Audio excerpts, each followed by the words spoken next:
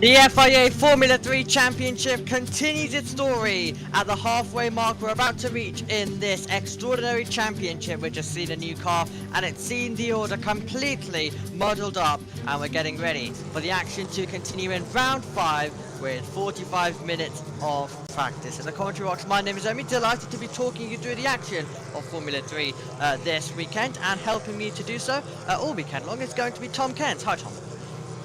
Hello, Omer. Yes, Formula 3 continuing its 2025 edition around the Circuit de Barcelona Catalunya in Spain. And you can just see they're all on the circuit now. The majority of the F3 drivers to do some recon laps. It's a 45-minute practice session. They are limited on tyres for this weekend, so they don't want to burn through them too soon. We're not expecting too much action, I think, in the first 15 minutes at least. It's just about getting these tyres scrubbed for later on in the session. It is an abrasive track surface, is Barcelona, and the drivers will just want to get into the groove. They have previously done some testing here, I believe, have the Formula 3 drivers, so they know their way around this circuit, of course, through their junior careers. But I'm really looking forward to this one. It's going to be lots of fun. So the Virtual Safety Car test, as usual, being deployed at the start of the session. One of the main things coming into this weekend will be the tyres, as we see one of our new contenders, Jesse Carrasquedo, making his way through. He's in place of Joshua Dufek, who has left the team. He will not be able to continue. No specific reason on that.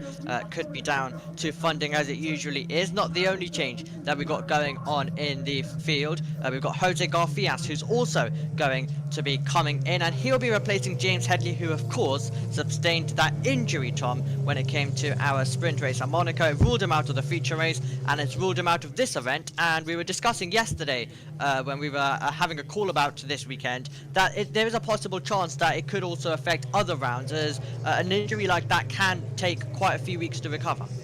I can imagine so. James Headley picking up what we believe was a leg injury from the sprint race in Monaco, hence why he didn't take part in the feature race on the Sunday. So we do wish James a very speedy recovery. Hopefully he'll be back in time before the season finishes at Monza in September. There is Jose Garfias, the 7th different driver to race for AIX Racing in Formula 3 this season already. Oh man, I wonder how many more we're going to be seeing driving the AIX car. We've had the likes of Freddie Slater, we've had James Headley, as we've mentioned, we've had the likes of Nicola Marinangeli has been in his seat for all the rounds, but the 26 or the 28 entry has been run by 6 different drivers. Yeah, it's all been changing down at AIX. The virtual safety car is going to be ending. Great to see the fans immediately out in the grandstands and getting their viewing points ready for the action coming up here on Friday. Of course, we're going to be holding a qualifying session later. If you're new to Formula 3, then we do have, of course, this being the only practice session in the 45 minutes that these drivers get, and then we'll head into 30 minutes of qualifying, which will set the grid for both races this weekend, with the first of them being the sprint race, where we will reverse the top 12, and there will be points that will be handed out to the top 10, going from 10 down to 1. And then for the feature race, they start how they qualify from the session that takes place later on, and we also award Grand Prix Sunday points, which is the exact same as what the drivers would receive in Formula 1. So the feature race is going to be the critical one, and over the years we have seen the tyres fall off the cliff, meaning that the tyres are going to be a big thing. And that's why, Tom, you were mentioning earlier on, we may not see as much running because this is a circuit that they've had testing at. So kind of like with what we had in Bahrain a few weeks ago, everyone may decide to possibly sit in the pit lane for a while in this session. Just seen the Van Motorsport racing in Santiago Ramos, who is one of a number of Mexican drivers in the field. Noel Leon is another one, and the 2 debutants for this weekend, Jesse Carrasquedo and Jose Garfias. So we have got 4 Mexican drivers in the field this weekend in FIA Formula 3. And if you are tuning in to JB Motorsports, we do welcome you. Do make sure you like and subscribe to the channel so you can keep right up to date with all the streams which we have on offer this weekend involving Formula 3, Formula 2, Formula 1, Formula E and IndyCar. IndyCar are racing in Detroit this weekend on the back of what we saw during the Indy 500 last weekend. Alex Palou, who is going very well this season, looking good for another championship in that, winning his first Indy 500. We wish him all the best, and hopefully he'll come away with the ultimate prize at the end of the year, as well as the Indy 500. Yeah, absolutely. And he was a driver who was, of course, part of this ladder moving up and forward. This is the location, of course, where 1 year ago we held our 100th race, and a year back, and a few years back, all the way to 2019, it was where we held our first race. So this is a special venue when it comes to the FIA Formula 3 category. There's lots of history around this place, and to have our first race here in 2019 when the series was rebranded, it will always be a special location. It's been a location full of drama as well. If we go back to 1 year ago, we had contact between Sammy Megatunif, who's now been promoted to Formula 2, and Santiago Ramos, who's still with us in this field. There was contact made with those two battling for the lead. If we go back to 2021, we had contact made twice between our leaders that day. So it's a location, Tom, that has given lots of drama in this FIA Formula 3 category, and of course it got its name early on in Formula 1 with not being able to deliver much action. That's changed in recent times, but in Formula 3 it's always been thrilling at every part of the circuit, really. I can imagine so, and if we continue that trend of brilliant races at this track, we could be in for a brilliant weekend. Not to mention as well, it's a brand new car this year compared to previous seasons, the Dallara F325. It has put on some brilliant racing. I mean, Imola especially, I think Bahrain, when I was with you for the sprint race, that really put on a brilliant show for the fans tuning in to watch. And I think, you know, I love the car that we had in previous seasons, but I think this year, with the up-to-date version of it, it feels like a big step up, and I'm really enjoying it. Yeah, we described it as the fuel in the desert, I remember, at Bahrain when that happened. A brilliant battle between Solov and Slater that took place. Nikola Solov became a record-breaking 5th time winner last time out in FIA Formula 3. It was an absolutely extraordinary performance, and he now holds the all-time win record in the category, which was really great to see. And I mentioned this to JB, and I also mentioned this on socials as well, how I've been staring at that record since 2021 to see when it would be broken. The answer was 1 week ago, and finally we were able to see someone get outside that 4-win barrier, which so many drivers stopped at. But and then JB, I remember, also came up with the answer of, I'm surprised that only 4 is the record. But I think, Tom, that shows you how competitive Formula 3 has been, even though you've had those Gabriel Bortoletto years where it's been fairly dominant other than other seasons. It's still been so competitive that no one's been able to get more than 4 wins. Nope. Well, they only really compete in this championship for the best part of a couple of years, really. And Solov doing a fine job to get to where he should be in Formula 2 next year, I would have thought, Solov. So we'll see on that. Part of the Red Bull Junior programme is the Bulgarian, proving why he deserves to be making his way up the ladder. I think he's a Spanish Formula 4 champion some time back, wasn't he? And before he made the leap up to Formula 3, did Solov. So he's no pushover by any means. And the fans, good to see them turning up to the racetrack. It is 10:04 local time, and the sun is beaming down. 26 degrees air temperature, 31 degrees track temperature. So you could just see some fans just getting their umbrellas out. Interviews with Mary Boyer.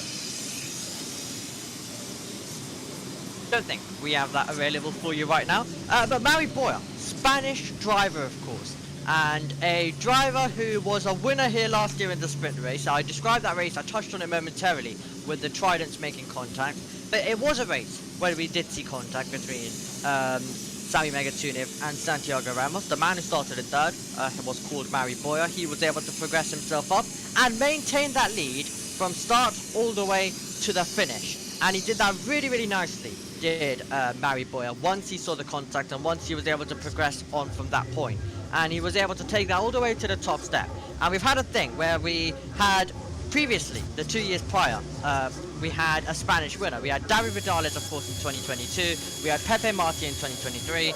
Mary Boyer looked to make it 3 in a row, and he absolutely did so. So now, our attention turns to whether we can make it 4 in a row. 4 Spanish winners for Formula 3 in a row around this circuit. It would be something quite special. And of course, Mary Boyer is still with us in this field, but it'll be interesting to see whether Bruno Del Pino can get his name in that list and continue that trend of having a Spanish winner on a Formula 3 weekend around this circuit. And it would be a great moment for Bruno Del Pino, of course. Every time we come here, the Spanish drivers all involved in so many different activities. It's really nice to see all of the pictures that come out of it, and really it's nice to see all of the events that go on for these drivers.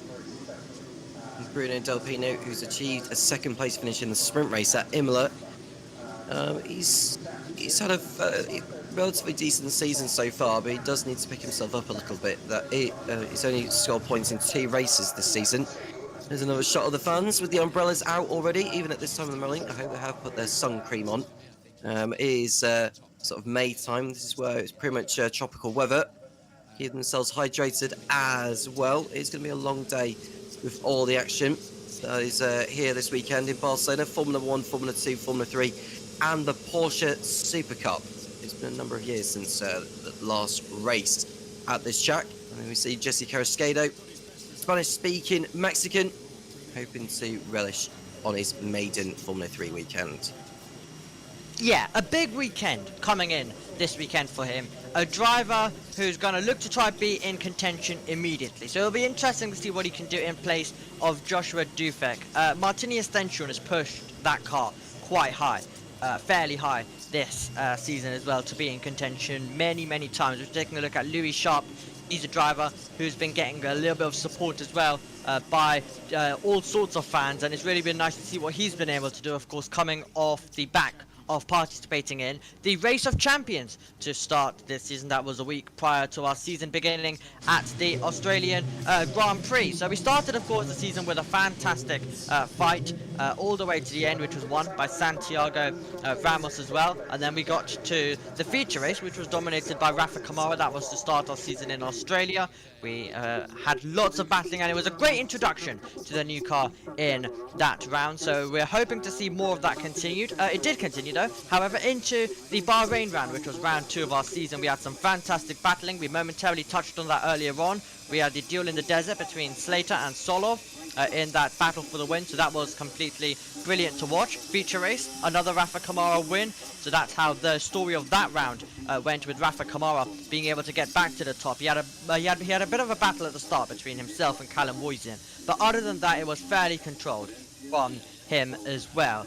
And then, of course, we went straight into the 3rd round of our campaign, and the 3rd round, of course, which saw Imola being the getting the roll call of that one. And we momentarily also mentioned that one in terms of delivering some fantastic action, delivering some fantastic battling, and some great action from start to finish. And that was a race which one of the main highlights of that being in the feature race, Rafa Kamara, who of course did everything he did. He topped practice, he topped qualifying, and then he arrived into the feature race, dominated that for quite a while. He had a momentarily change of lead with Santiago Ramos hitting the front of the start, but when we got to the final stages, Rafa Kamara did not preserve his tyres, and in the end it was Santiago Ramos who on the 19th lap was able to make the move and take the lead. So that was the change that happened there. Noah Stromstead also showed his talent. The Mercedes Junior preserved his tyres, and he got close, meaning that we finished across the line with a gap that was under 0.3 of a second. So that was a brilliant round at Imola. And in Monaco, well, compared to all of the other support series that we had,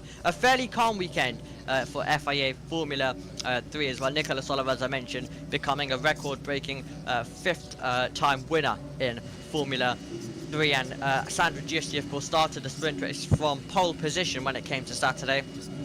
Lost the lead at the start, wasn't able to keep it there as well, so that was a big disappointment for him. He's going to try and get his head back up. Brad Benavides, Tom, of course, a driver who's come from the Formula 2 level, of course, 3 years ago in 2023. Now back with us in Formula 3, hoping for some shining moments as well. But yeah, that's a little wrap up of what we've had so far this season in Formula 3. Quite a season so far as we approach the halfway mark.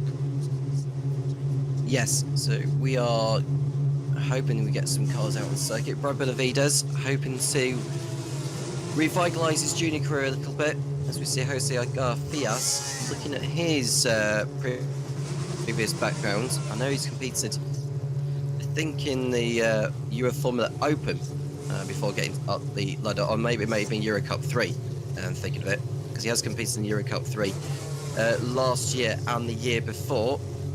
Fourth in 2023. So far this year, he has competed in the Euro Formula Open. He competed in a few rounds last year, and he's involved this year for Team Motopark. And yeah, he's already raced at Spa this year, has Garfias.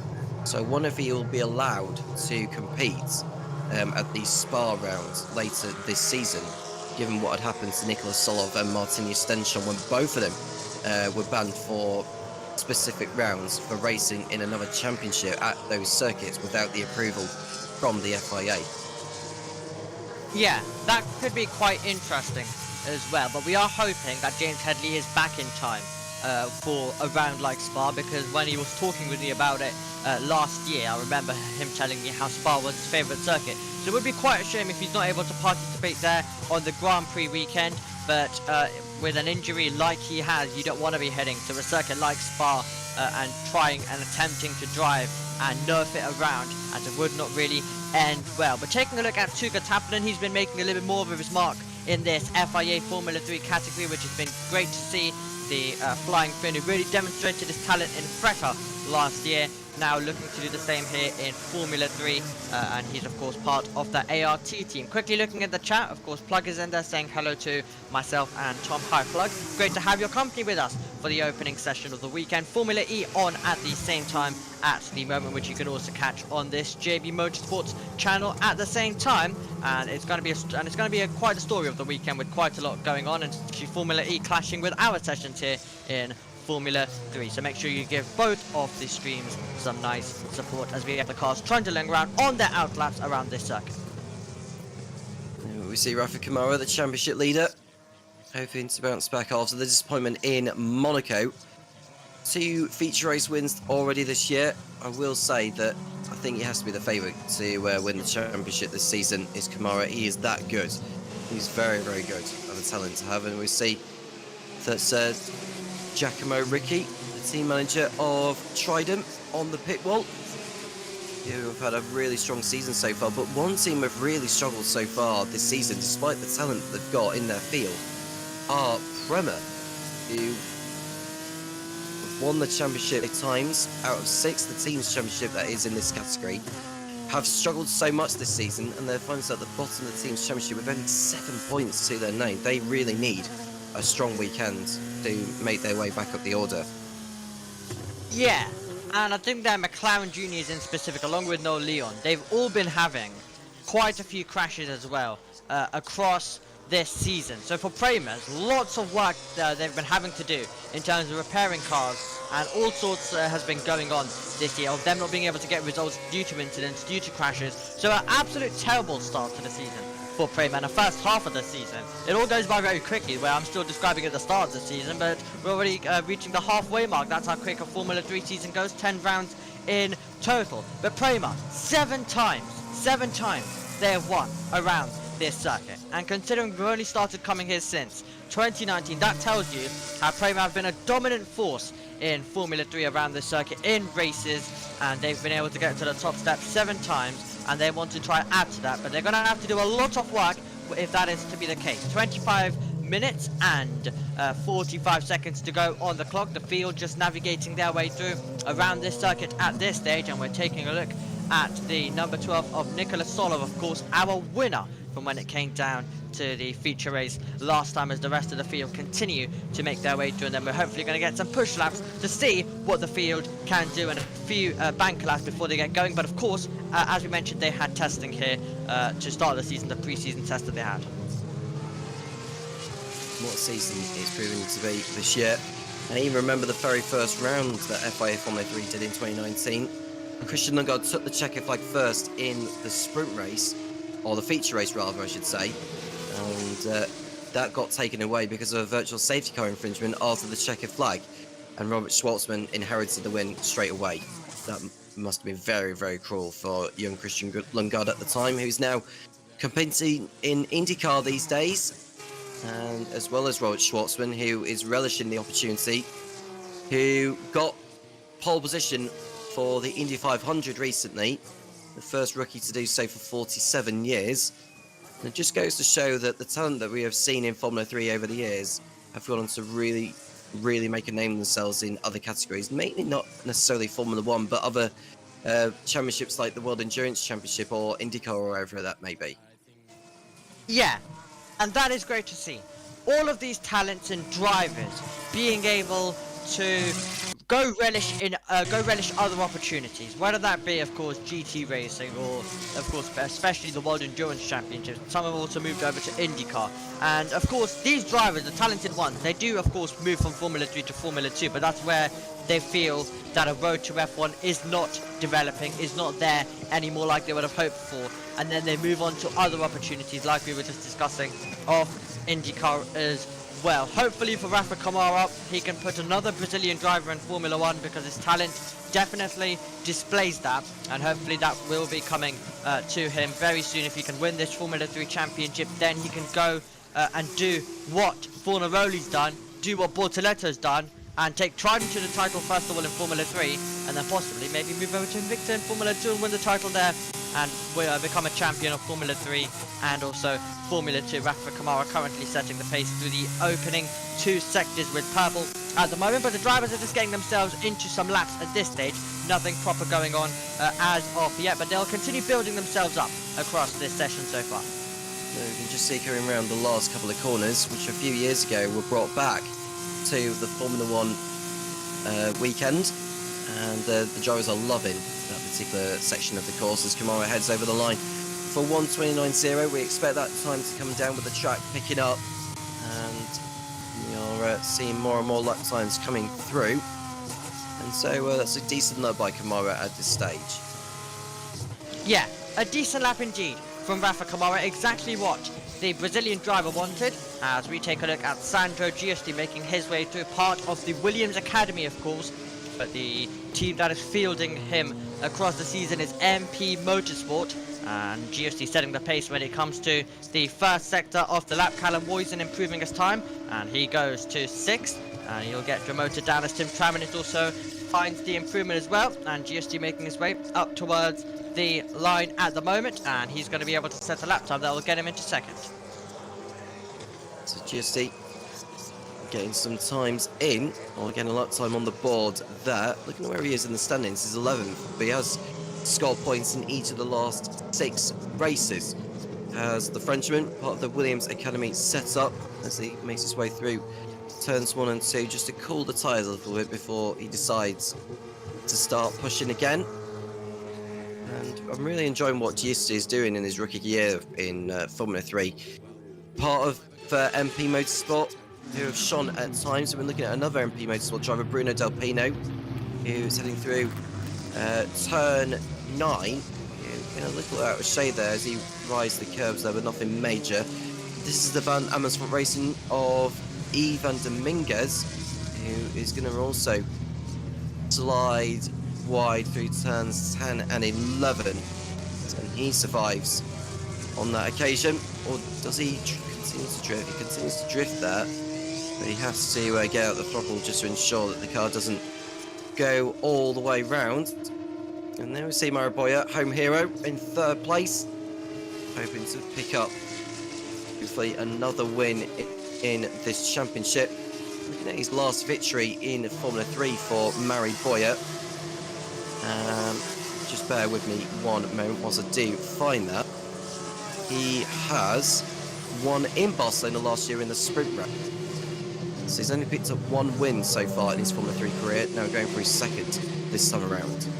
Yeah, and you always want to win your home race, so possibly the best one he has picked, and he'll try to do so once again. I remember in qualifying last year, he was in contention quite a bit, wasn't able to get to the front, but it gave him a huge chance then to compete when it came to our sprint race. Okay, now we're going to quickly take a look. I'm going to quickly talk you through a bit of the testing times as well, as that's where a lot of the data is gathered for these teams, which is why you may see a bit more of a quieter practice session for Formula 3 and also later on for Formula 2. Now day 3 was wet, that was dominated primarily by Kamara, and I think we also saw that replicated in our season opening feature race in Australia of Kamara's talent specifically in the wet as well. So it was a wet day, it was a day with lots of red flags, lots of chaos. We of course brought you that day here on JB Motorsports with the live updates, and I remember having a long list to go through in terms of technical issues and crashes that we had on that day to end the test. But in terms of day 2, it was Nicola Soloff who was able to set the pace for Campos Racing, and he was leading a Campos Racing 1-2, which is Sanna Pollin improves like in second, Tim Traminitz was in third,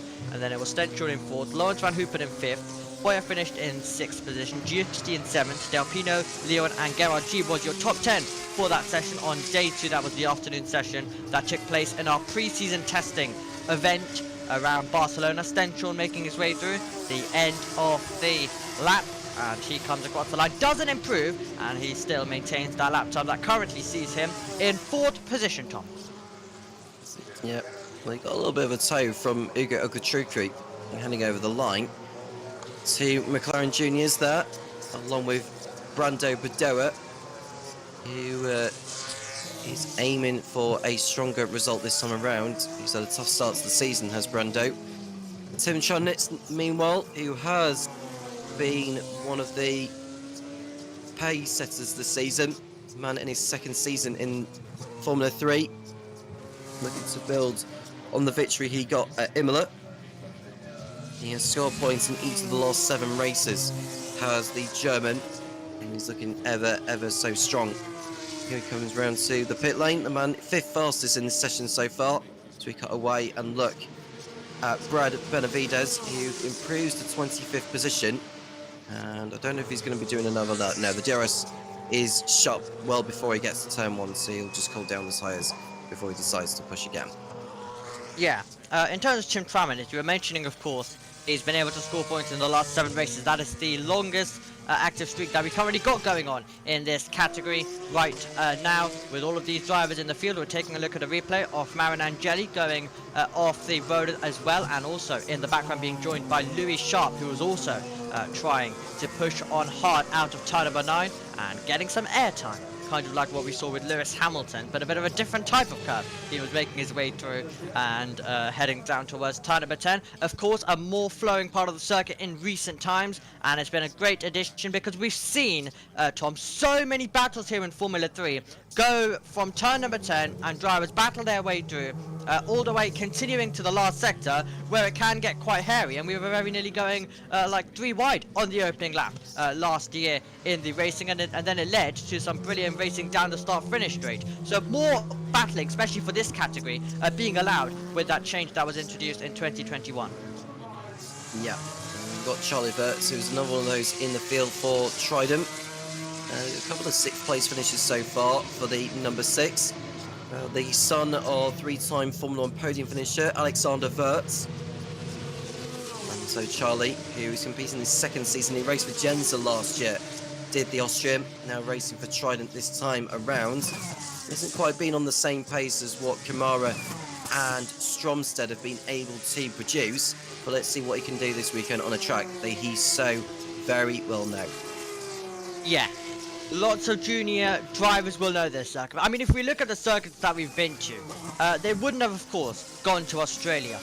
Even a circuit like Bahrain, yes, they had testing there, but if we don't include even the testing, they wouldn't have gone there before as well. So we've had lots of circuits to start the season where they wouldn't have been to. Monaco, they wouldn't have been to either. They would have, of course, possibly some of them would have been to Imola, unless you do something like GB3 and you're coming from a series like that, which, of course, is what Louis Sharp is coming from, and Gerard G have also progressed from as well. So if you're coming from a series like that, then you wouldn't have even been to some of these European circuits as well. GB3 beginning to actually go to some as well. They're actually going to be racing at Spa, for example, this weekend, which you can catch the action on JBMotorsports 2 in terms of that one.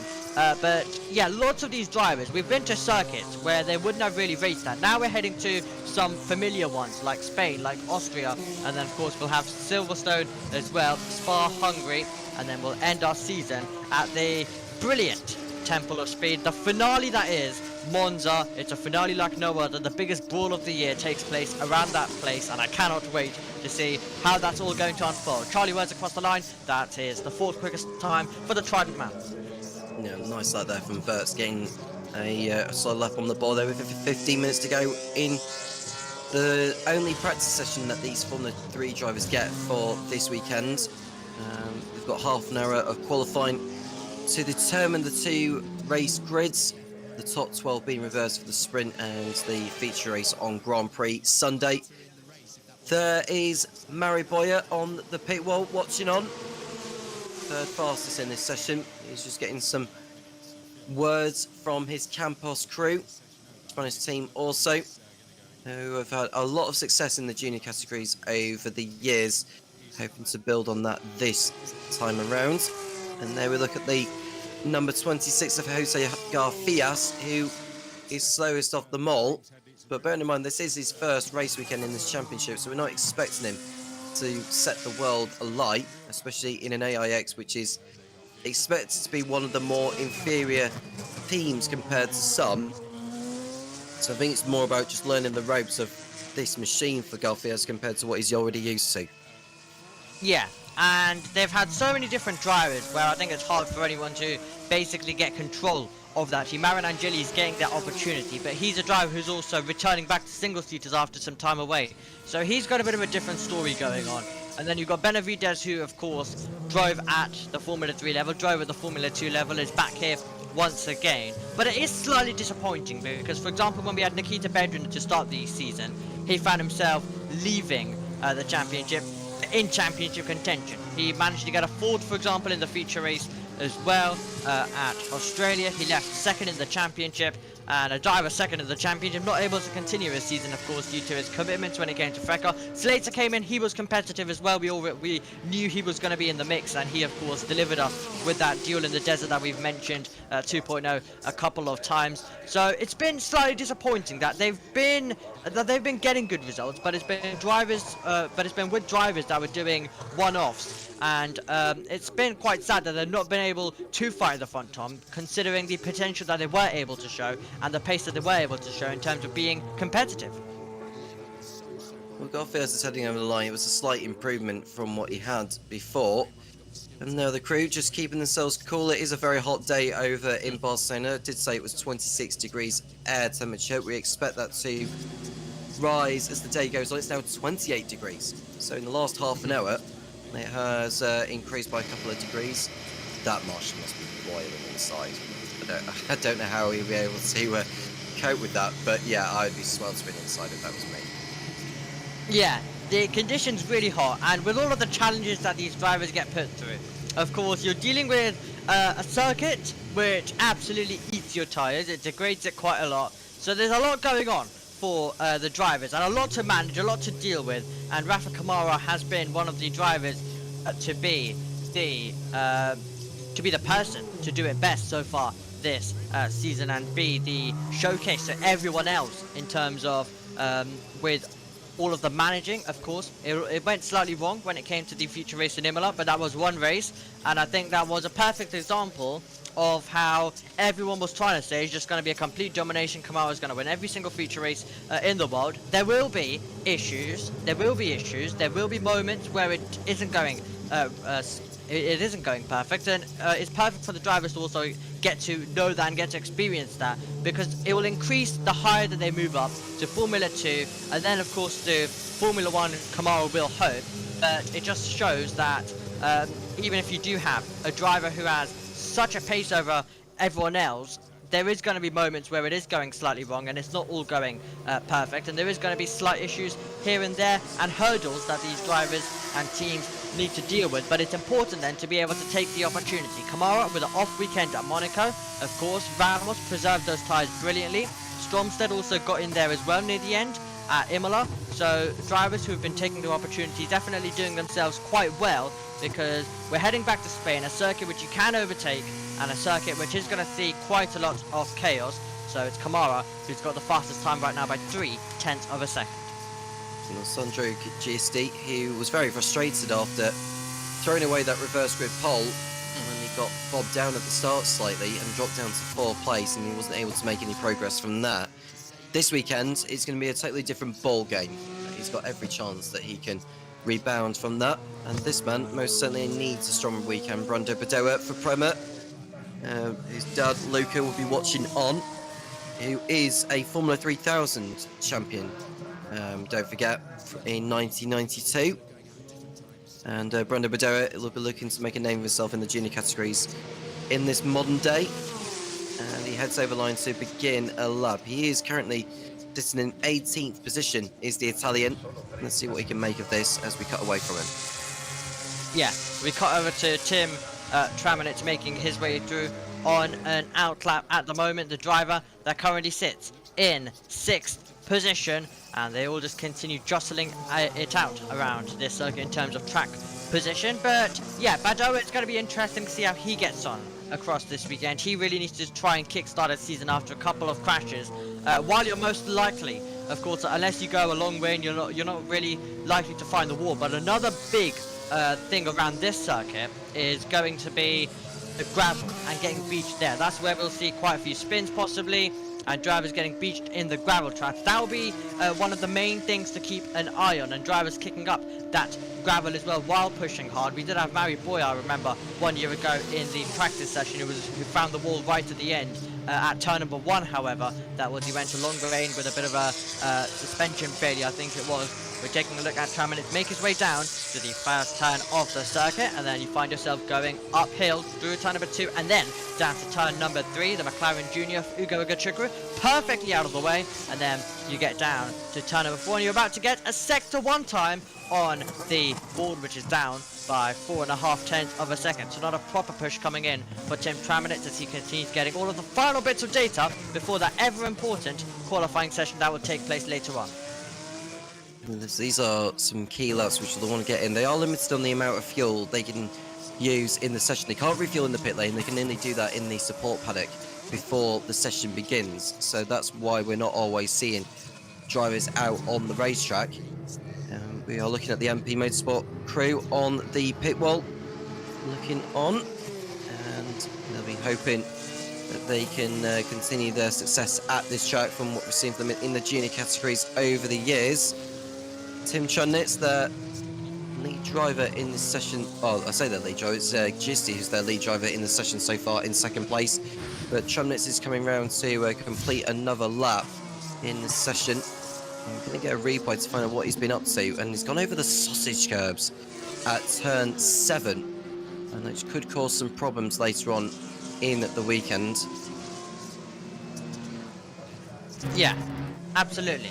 We've of course got the Aramco pole position award that the drivers will be fighting for later on. It'll be the 3rd round of that being introduced. Our first winner of that, our deserving winner of that, was Kamara, perfect man to get it around Imola. A brilliant pole position it was there, and then followed up by Nicholas Solov, who was able to achieve that as well in the last round. A great award and a great thing that goes on in the support series paddock right after Formula 2 and Formula 3 qualifyings, and the drivers get presented with that. And another great thing for these drivers to fight for, and an official award for them if they are able to get the pole position for the feature race that takes place on Grand Prix Sunday, of course. So a nice addition that came in a couple of weeks ago, and it's gone well in the Formula 2 and Formula 3 paddock across this triple header so far. Now we see Igachukwu in the McLaren livery Premier going round. Turns 7 and 8. He uses the yellow sausage curb on the outside, but it has helped to get him the traction he wants out of there. But he's got the rear wing open on the back straight before turn 10, which we expect to see a few overtakes being done here, but it's not really a long back straight is between turns 9 and 10. It's vitally important they try and get the overtakes done on the pit straight. That's where we expect to see most of the overtakes happening. I don't think Igachukwu is on for a quicker lap than what he did last time. I think the tyres are beginning to fall away at this stage of the session now. It's just getting an idea as to where the track evolution is at, over 4 seconds off the pace to where Kamara has set the benchmark. Yeah, Mr. Michael was just saying hello to myself and Tom. Hello, great to have your company, and welcome along to Formula 3 as we get ready for the 119th and 120th race this weekend of FIA Formula 3. Prema have won 7 of those races that have taken place around this circuit. No Leon, part of Mexico, making his way down through the next few couple of corners in the middle part of the lap, and is he going to get hit with some traffic? Traffic, a big issue which we'll see later on, especially Tom, when it comes down to qualifying, and he was momentarily impeded with that AIX as he was pushing on. Yeah, this could cause a few issues later. It is a short track, is Barcelona. And we saw what happened last year with all the shenanigans that have been going on around this track. We have seen some brilliant races here over the years, including that 2021 race that you had mentioned, where the likes of Matteo Nannini, David Schumacher, Enzo Fittipaldi and all that were all competing. Ended up in the wars, and Ollie Caldwell took victory in that race, thinking of it. Though we see Brad Benavides, I think, got held up on the way to turn 10. Got the curve quite heavily and drifting his way through at the outside. That's what you want to be doing. You don't want to be touching the white line or the dirty stuff on the outside, because that is what essentially could end up being a drag strip through there. But for Brad. So looking at last year's race, where we saw Mari Boyer and Arvid Lindblad taking victories on that occasion, and of course Mari Boyer still here. Arvid Lindblad now racing in Formula 2 for Campos. So Campos could well end up with success in both championships this weekend if they're feeling lucky. They could, and I think it'll be interesting to watch how they get on to Campos. A really, really interesting and exciting team, and as we mentioned, they've been doing well across the junior formulas, and they're going to hope to continue that across Formula 3 and Formula 2 as well. And it was a race, the 100th race that took place in the feature race last time, which Christian Mansell took pole position. What an incredible moment it was in that race. He lost it off the start, but Christian Mansell getting that pole, and that tells you how dramatic and how close Formula 3 qualifying can be. It was really great to watch, and I cannot wait for the 30-minute session that will take place later on today. But it was a feature race which had rain at the end as well. Nothing to affect and nothing to bring anyone in for wet tyres, but just a bit of sprinkling of rain, which meant Arvid Lindblad's task got a little bit harder as he was racing for Prema Racing back then, but he was still able to get it to the victory. And Arvid Lindblad, a driver who also is part of that 4 victory group, and I think what is quite impressive about Arvid Lindblad's victory in that one was that he was able to get the 4 wins in a single season. You've had lots of drivers like, for example, Frederick Vesti, who've been able to get to the 4 wins, equaling off that record across 2 seasons possibly, but it was across 1 single season for Arvid Lindblad, which shows his talent, and that is exactly one of the reasons why he is in conversation for a seat with Racing Bulls next year if things do work out. We're currently taking a look on board with Cesana Polinto Krivzak. He's the driver in the Campos, attacking his way through turn number 3, heading down to turn number 4. We'll see how he does in sets of 1 here. He's a 10th up from, well, 10th down from Kamara's time, but is an improvement from what he's done before. Tazim Popovasak, another one of those for Campos Racing, heading down towards the left-hander of turn 5. They do have corner names around this bar. I'm just trying to remember what the corner names are. I know Campster Corner is turn 9, whereas it's Seat around the circuit, but I can't specify which corner that is. But we'll just keep to the turn numbers for now. We'll get a tail off the car ahead as they go underneath that bridge there, which is a relatively new facility that had been built around this circuit not too long ago. But if the Purvisec is through that section now, you can just see someone slowing up ahead, and the Purvisec will just follow the cars ahead of him to the line as they come around the last corner. Now he's going to get held up. He's going to get held up by the Safana Motorsport Racing as he heads over the line. It is not an improvement though. He lost time in the Purvisec. But this is the issue around this last part of the course, with drivers getting in the way.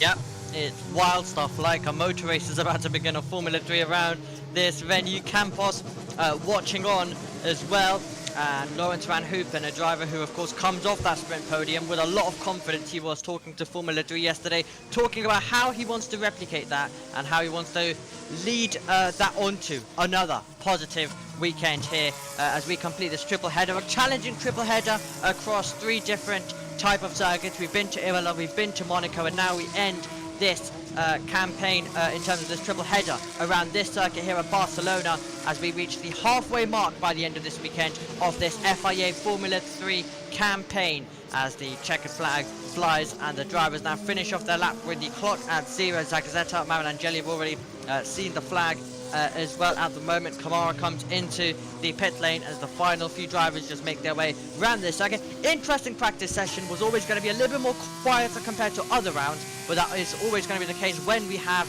the testing around the circuit already this year, so they already have so much data as GST having to go through the runoff area on the exit down the back straight.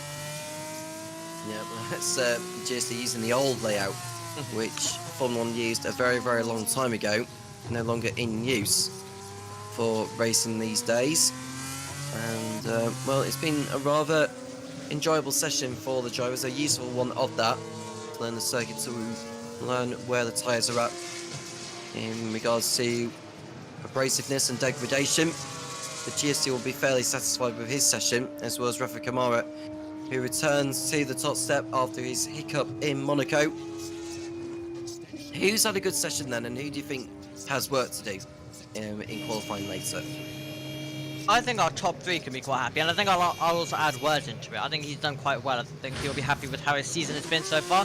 Kamara doing exactly what he needs to. We're taking a look at a replay of GST making his way down to the braking zone of turn 6, having a bit of a lock-up, but being able to still rotate the car through and make his way through that part of the circuit with ease then as well. The Premiers, I feel like they do need to do some work as well in this session, so I think they'll definitely be ones to keep an eye on, and it's going to be interesting to see whether they are able to produce anything. So yeah, I think those are the ones that definitely do need to take some bit of improvement, and I think the driver like Noah Stromster would also want to be a bit more higher up in contention, considering what he was able to produce at the start of the triple header. Just some very interesting lap times coming in. So I think there's a great mix of drivers who are feeling confident, and I think one of them is definitely Mari Boyer. He was confident here last year, so I think he's trying to replicate the same this year. And then you have some drivers with quite a bit of work to do, so they'll try and get that going into the 30-minute qualifying, a very important session as usual, as we've mentioned quite a few times, but it is so important. It sets the grid for both races this weekend, with the top 12 being reversed, of course, for the sprint, and then they start how they qualify for the feature. But you basically need to be, Tom, inside the top 12 to be in contention this weekend. Yes, but it doesn't mean it's impossible for you to not get any success out of the race weekend, even if you do qualify outside the top 12. We have seen a lot of racecraft being made by some of the drivers at this track. It is doable, so they won't, even if you qualify like 14th or 15th, it's not the end of the world. You can still make your way through the field, preserve your tyres, and hope for the best. You could well get a good haul of points out of it after all. But this man, Rafa Kamara, who leaves the pit lane to head back to the support paddock, which is just basically where they are entering the pit lanes. They haven't got far to go before they need to head back to the support paddock, which is convenient because we can see the Formula 2 cars making their way into the pit lane very, very shortly. It won't be too long before we see them out on track. Yep, absolutely.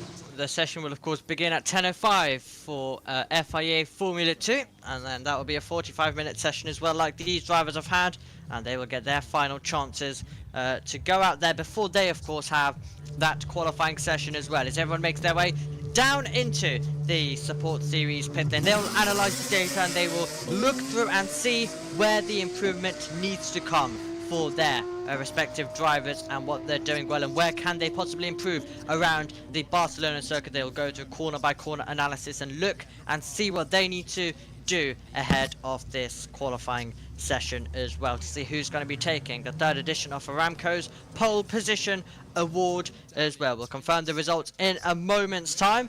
Great to see the fans now all getting in, ready for that Formula 1 Practice 1 later on. As we mentioned, in between that, you're going to have FIA Formula 2 heading out there on the circuit. It's an action-packed weekend, as it always is here at Barcelona, with a return of the Porsche Mobile One Super Cup as well. So it's already looking like it's going to be a special weekend for Formula 3 and all of the racing that takes place around the circuit. And here is our results from practice, which sees Rafa Kamara end fastest of all by 0.3 of a second. GSD in 2nd place. Mari Boya finishes in 3rd for Campos in his home race. Charlie was in 4th, then it's Central in 5th. Tim Traminitz is in 6th. Into Privazak is in 7th, then it's Voisin, Ramos and Nicola Solo, our winner from the Monaco feature race, is in 10th. Noah Stromstead misses out on the top 10, he's in 11th. Then it's Teofil Nal in 12th, Roman Belinsky in 13th, James Wharton in 14th, Noah Leon has 15th, and then it's Van Hopen, Sharp, Badoa, Zagazeta and Christian Ho, who is in 20th position, directly behind his teammate as well. So there's 2 dams up there right now in the mixed. Bruno Del Pino in 21st, also his home race as well. Then it's Tapinen, Dominguez, Lacorte, Ugo Chikru, Marin Angeli, Benavidez, and then Gerard G, and then Carrasquedo, along with Garfias on debut for High-Tech and AIX respectively, end our order. Tom, well, that brings the end to Formula 3 practice. Final thoughts before we head into qualifying later on? Yeah, the drivers getting some mileage under their belts around this track, of which they all know too well. Qualifying is going to make for an interesting treat. Let's see if Rafa Kamara can keep it up and get those 2 all-important championship points, as well as the Aramco pole position award. I'm really looking forward to it, and I hope you two as well join us later on. Absolutely hope you join us as well. A brilliant Formula 3 session then to kick off the weekend. And now our eyes, our attention are going to turn to qualifying later on to see who is going to grab the Aramco pole position, along with the 2 points that go with it and the best start when it comes to the feature race Grand Prix Sunday view. Make sure you join us then to find out. Goodbye.